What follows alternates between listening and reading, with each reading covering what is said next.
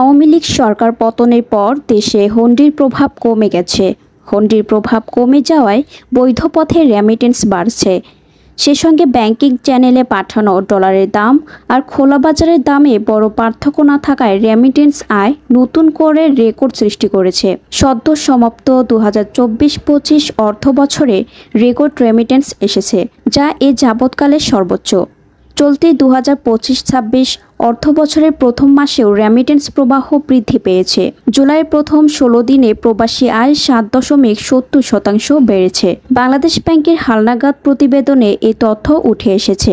অন্তর্বর্তী সরকার দায়িত্ব নেওয়ার পর হুন্ডি কমে এসেছে, আবার ব্যাংকিং চ্যানেলেই এখন ডলারের দাম বেশি মিলছে, যে কারণে এখন কেউ ঝুঁকি নিয়ে অবৈধ পথে দেশে টাকা পাঠাতে চাইছেন না। তাই পাচার ও হুন্ডি কমে যাওয়ায় ব্যাংকিং চ্যানেলে বাড়ছে রেমিটেন্স বৃদ্ধি পাওয়ায় ব্যাংকগুলোয় ডলারের যে সংকট চলছিল তা কেটে গেছে।